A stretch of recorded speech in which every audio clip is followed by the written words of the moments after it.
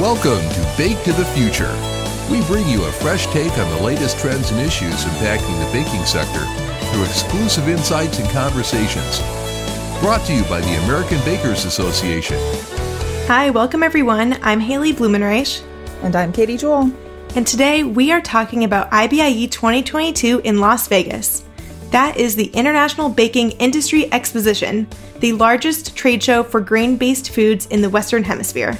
And saying it's just another trade show doesn't really capture the full breadth, pun intended, of IBIE. It's 22,000 baking professionals back in 2019, and even more are expected at the next show.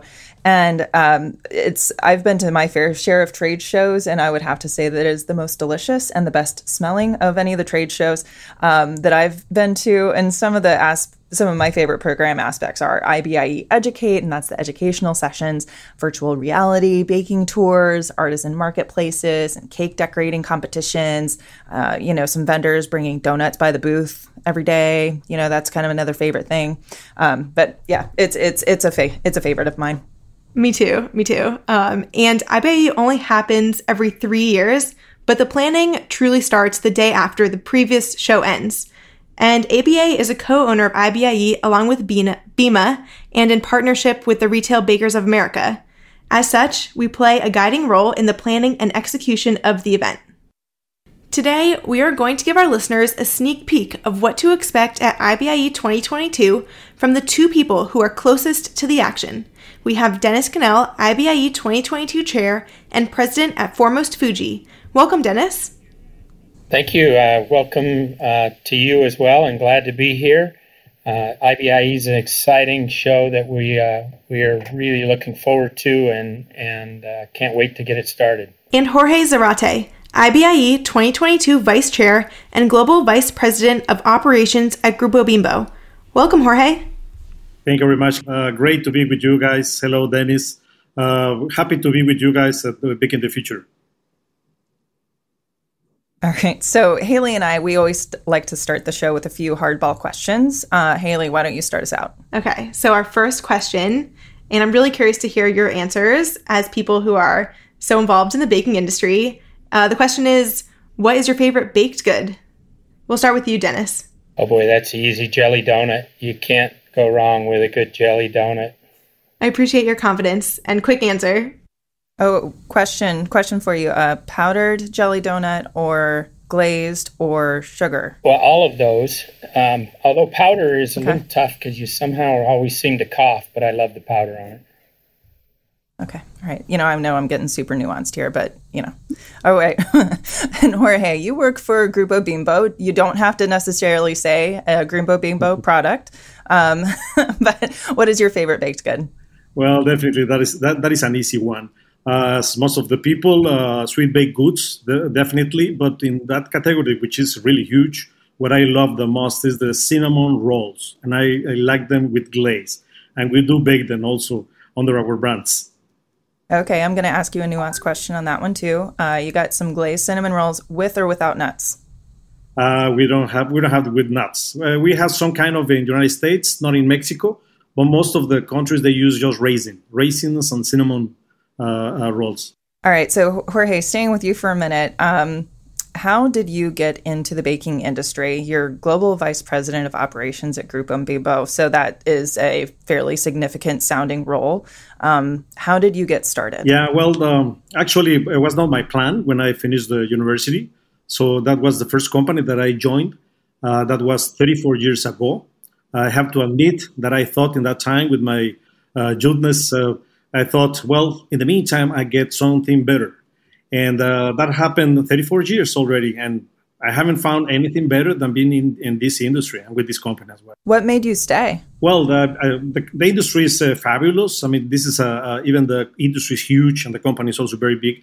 It's kind of a family. And now that even with other countries, other competitors, other fellows from the industry, we are like a family. We do our businesses. It's a quite interesting demanding but interesting industry that always brings you challenges and knowledge. So I love it. I still love it very much. And Dennis, what brought you to the baking industry? Well, kind of like Jorge, I started in packaging here at Foremost Fuji as my first job out of college.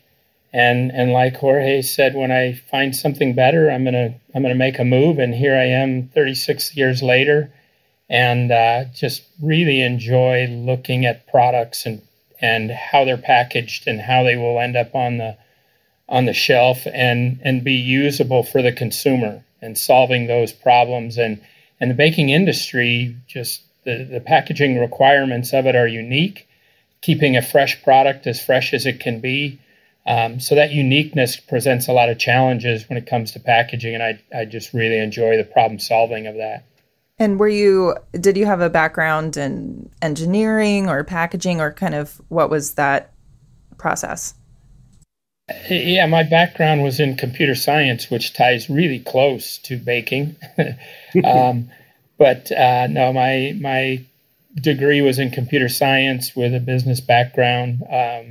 Was gravitating towards sales and have just grown from there and really enjoyed the interaction with the customer, with the consumer, and then how to make equipment work within that realm. So bringing it all together. All right. And Jorge, what was your educational background? You said this was your first job straight out of university. What did you study? Yeah, I was in the food field. I'm a biochemical engineer. So I'm a food scientist. So I started in that side. I started in production, even though I have been in the business side as well. My background originally was manufacturing and all the technical aspects of the industry.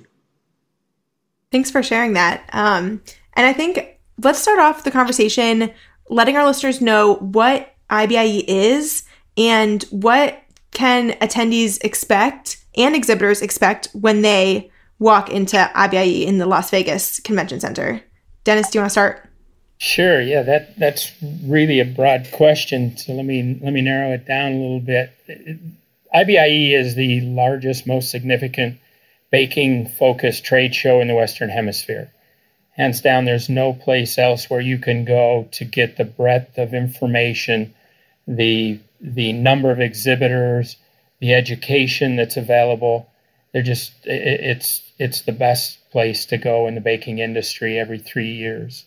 And I think that's what makes it so significant. What's your take, Jorge? What's the significance of IBIE? Yeah, I would say that it's a huge issue for our industry, particularly this coming event. It's going to be particularly important for all of us because in this size, it's the first time we gather again presential. There has been a lot of events that they have been canceled or transferred to another date or moved to hybrid position. And this is going to be the first time after all this COVID that we have had in the past 18 months to gather all of us. So this event gives us the opportunity to gather all the grain-based industry in all the aspects, suppliers, OEMs from baking equipment, bakers. It's a huge gathering in which you can find a lot of sharing knowledge, sharing best practices. You find all the innovation that has been developed in between the shows. As well, you will know all the trends that is happening in our industry, which is very important for the companies to keep growing in all the aspects. And of course, there's a lot of solutions to be learned and found in our booths. There's another way also to make a lot of allies by networking, because it's a very, very huge networking it's also event. So I think it's relevantly significant for the whole industry, and it's something that a baker or a grain-based industry member cannot lose. And when we say people show up to this show, maybe off the top of your head, Jorge and Dennis, I don't know if you remember, how many people did each of your companies bring to the last show? Yeah. We brought 26 people for a company our size. That's extremely significant, and we will bring more this time around. And I think one of the things that Jorge touched on, and I want to stress on, is just the desire for all of us to get together again, the collaboration, the working together on solutions. it's just not the same unless you're face to face. And we've learned that over the last few years. And we're all just pent up and ready to get back together and to get on with the business of baking. Dennis, we have a little curveball for you. We have, at the end of the last IBIE in 2019, Haley actually interviewed you as the incoming chair of IBIE. So keep in mind, you recorded this with her 6 months before the pandemic wrecked the world. So we're going to play some audio for you, and we want to hear what you have to say to Dennis of September 2019, and if the same you think is true. So Haley, play the audio. I think some of the focus that we need to look at is continuing the virtual reality. We've just scratched the surface with that, and I think we can develop that, and I know exhibitors are looking at how we're going to develop that, and I'm really excited about how we can take that experience into training and into education in the plants, and we as equipment suppliers can do that with our machines, so our people who run it can actually learn through virtual reality. So that, I think, 3 years from now is going to be a whole different level, and that's exciting to me. Wow. If we would have all only followed that even closer, obviously the last 2 years have put us leaps and bounds ahead of where we were when that was recorded. We've all experimented. We've all learned how to use virtual reality in so many ways that we didn't imagine 3 years ago, and 2 years ago, and even 6 months ago. And that's just going to be compounded and take us even further at this IBIE. You're going to see things at this show that you wouldn't have due to what's come out of the pandemic, and the ability to use tools that we hardly even knew were available 2 and 3 years ago. Now all of us are using those and are learning how to adapt to it. The training, installations, collaboration, all of those things that we've done over the last year will just be expanded on, and that much more important as we move forward, and the show is just going to highlight that. And some of the virtual reality, are we talking about, Dennis, are we talking about like this live virtual reality? So let's say you have an engineer who's a specialist in a certain section of a piece of equipment. That person, let's say, is located in Germany, but you're having your problem in Seattle. Are you talking as high tech as like having gloves on the ground of someone, and like the person in Germany can like control the gloves with the equipment? Kind of like how matrixy are we getting here? Sure. I mean, that's certainly possible. What we're seeing mostly is the ability for someone in Germany, someone in Seattle, someone in Mexico to show what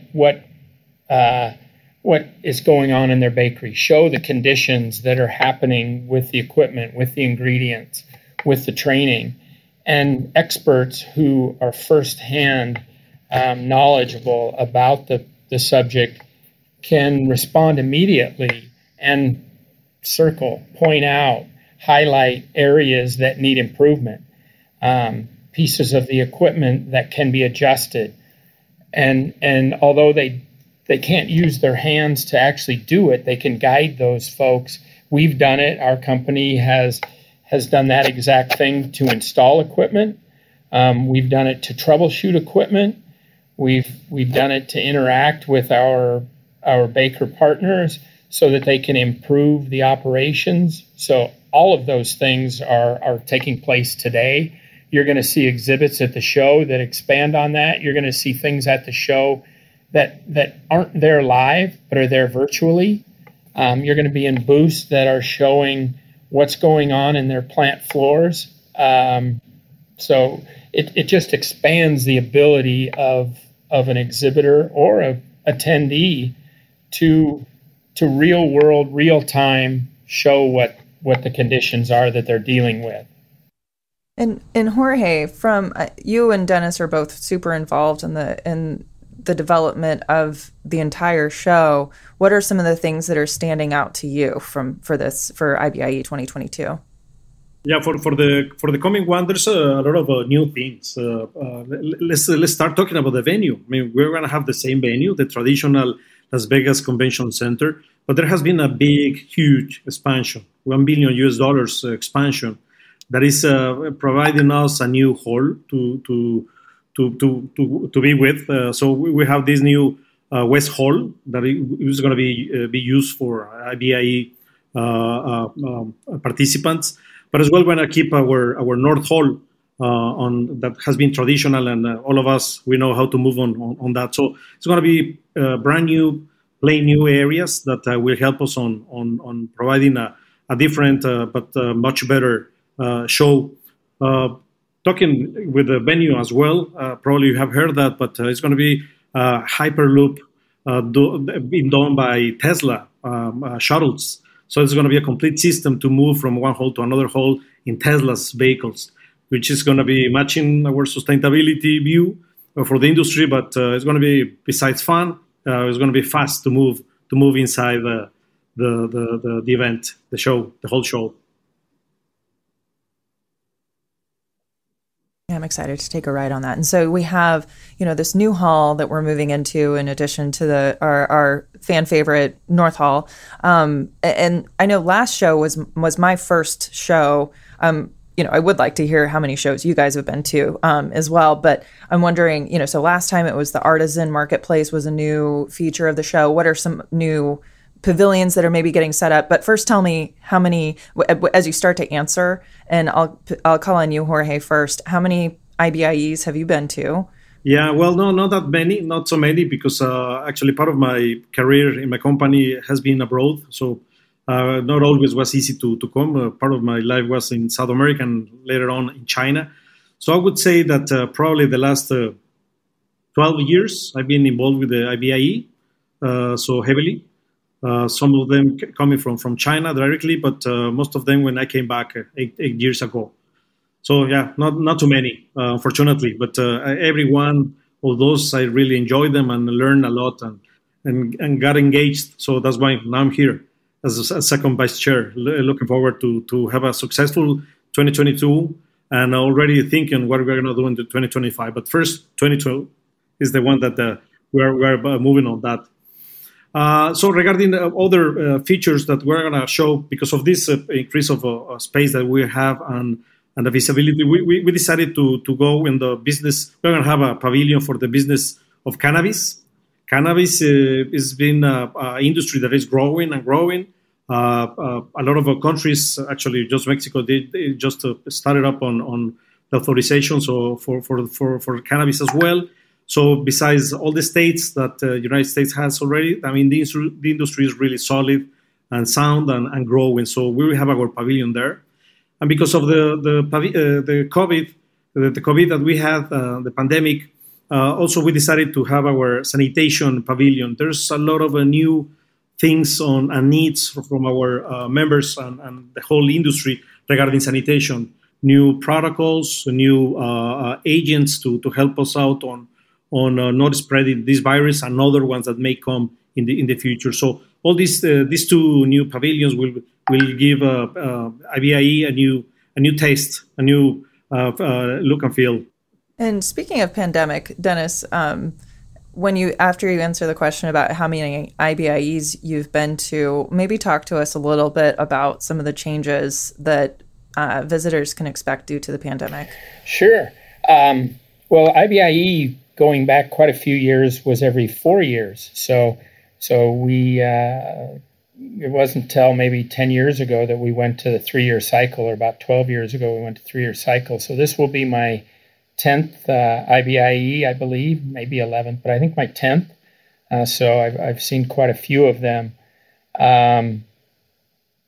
Moving on to what's new in regards to the pandemic, I think the main two things to really point at are the protocol that all of the shows are now following.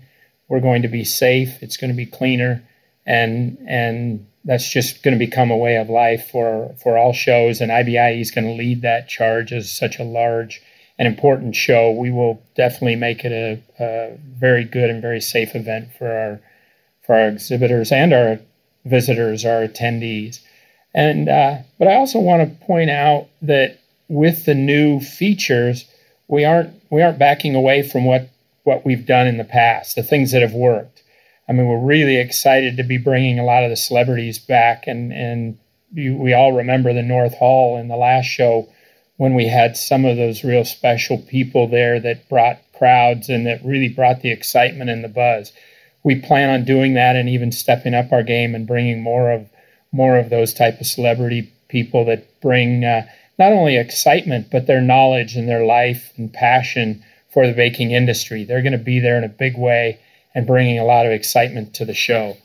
But things like the Pie Festival, the Retail Bakers Center, the Artisan Marketplace. I mean, artisan baking is growing in leaps and bounds, and the things that this show are bringing to that industry and the excitement and the visibility. If you're an artisan baker, you need to be at this show, and there's no place where you can get the breadth of knowledge and the depth of information for that industry. There's no other place to be. But there's all those things that we had before, the cake decorating contests, the World Bread Awards, Pie Council, not to mention the Innovation Showcase, that the exhibitors bring what's new, what's exciting, and we spotlight that in the showcase. So yes, we're going to have a lot of new things, excitement, a lot of things to grow on, but we're still going to have what has proven to be a staple for our bakery show. I think that's a great place to transition to talk about how IBIE is a global event. Do you each have, or do you, Dennis, have any personal experience with the international aspect of the show? Over the years, IBIE has continued to develop our reach across the globe, and we've always had a very, very strong support from our South American friends. We're getting more and more from Asia, the pavilions that the different countries bring. And I can't speak enough about our strategic alliance with IBIE and what we're doing together to promote and develop baking across the world. We look forward to more interaction with our friends in the African continent and just continue to grow that. I know Jorge can speak to that as well.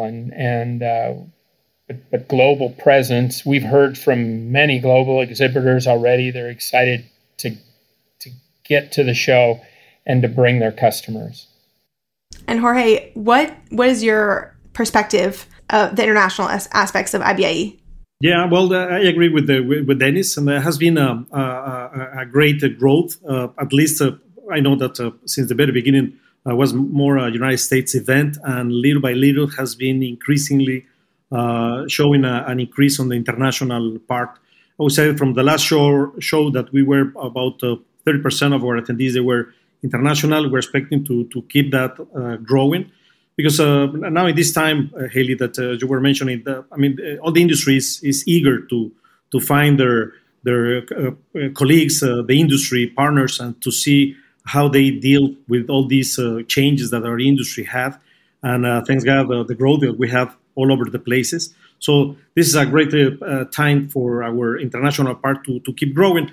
And because of that, in the normal way, in the normal show planning, we had a lot of interaction with other shows, other parts of the world.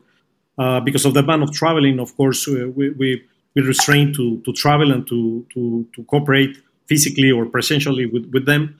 So what we are now doing is we keep a close contact with them in terms of sharing marketing, sharing messagings, and just to mention IBIE that unfortunately they canceled. And because of our close coordination and communication with them, we were able to work together. We had this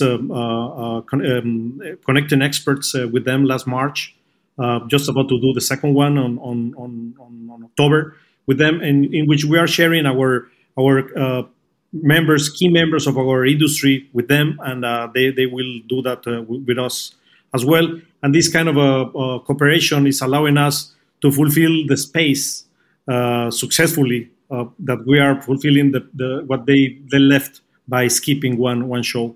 So it is a perfect timing to grow in these international, as you were mentioning. And so because of that, we're enhancing our domestic campaigns in America, let's say North America. But as well, we are also strengthening our marketing tactics to get new attendees and to increase this international attendance. So we will keep on promoting this partnership with other shows in different parts of the world, and giving more visibility, more brand visibility to IBIE International, for sure. And I can only imagine all the logistics and timelines and everything else going on. While we have you guys on the line here, let's talk about some important dates for people who are listening and need a reminder about there's about 1,000 moving parts, but there's a few we definitely want to make sure that we talk about on the show. So Dennis, why don't you take us away with some of those dates? Sure. We're well into the exhibitor booth selections, and that's moving along fine. And those dates are kind of behind us now, but we can tell you the trends are that exhibitors are taking more space. And that's really exciting for us because it's going to give attendees more to see when they're there. Some of the dates coming up are a call to speakers. Here we are just getting started with getting our educators. Nowhere do we bring so much education together in any one place. And that'll continue for about the next month and a half, that we'll be calling for speakers. We'll be asking for experts in the industry. So that's really important. But I can also speak to, we're talking education, IBIE Educate. We're going to have a huge presence at the IBIE show in 2022, but we'll also have a preview of that coming up here very shortly at IBIE Educate 2021. So those dates are just around the corner, and really looking forward to kicking that off and being really a opening feature of IBIE as we move through the winter marketing and all of those things. And like you mentioned, Katie, the logistics of making a show happen and getting everything there. I'd really point people to go to the website. There's a lot of information for everyone, both attendees and exhibitors. There's a number of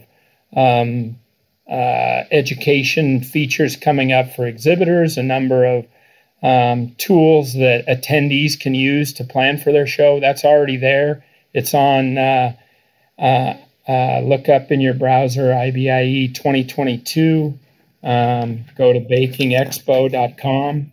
So. Well, hey, you know what? Before we start wrapping up, I actually had a question, and it has to do with IBIE, of course. So you guys are both super involved with this show. I'm pretty sure it's a volunteer gig. Dennis, why do you do this? That's a good question. But no, really, because it's the best way that I found to really be involved in making our industry better. IBIE touches every part of the baking industry. There's not anything that is not covered. And by supporting that and providing our time and knowledge and experience, we can touch every part of the baking industry and help bring this along in a positive and in a good way. So just helping to affect what goes on long after us and building on what's happened before us. Jorge, why do you do it? Yeah, definitely. It's more or less the same. First, I have to admit that also I do it because of myself. This is a personal and professional development. Networking is really great, and knowing such interesting and knowledgeable people is great. Has been really great for me as a personal growing. But as well, we are involved, Dennis and myself. But I have to admit that we have a great team behind and really doing all this important job on logistics and the planning and so on. So from those I learned a lot, and I'm really grateful with them, but also with the industry. And that's the other reason why I want to give back a bit of what I have had personally and as well as company-wise. We believe, and I truly believe that if the industry continues growing, it's going to be a future for all the companies, for all of us, and for our successors and so on. So this is a way to give back a bit of what we have gotten from this great industry. Thank you, Jorge. And Dennis, final word. You're the current chair. What else do we need to know before we sign off? Yeah, the big thing is just keep on touch with the excitement that's building. We've all been cooped up. We've all been home. We've not been where we would normally be, and it's going to break out in a big way. IBIE timing is perfect. It's going to bring the industry together at a time that it needs it more than any other time in my career. So I would just tell people to stay in touch on a regular basis. Look at the website, look at social media, talk to your associates, and watch this wave of excitement that's coming. I think that's a great note to end on. And I want to say, I'm sure we'll talk to you sooner, but if not, we'll see you in Las Vegas in September 2022. Let's do it. Absolutely. Looking forward to it. All right. Thank you so much for joining us. And I'll wrap up by letting our listeners know that they can let us know what they thought of the show by emailing hello@americanbakers.org or leave us a voicemail at baketothefuture.org.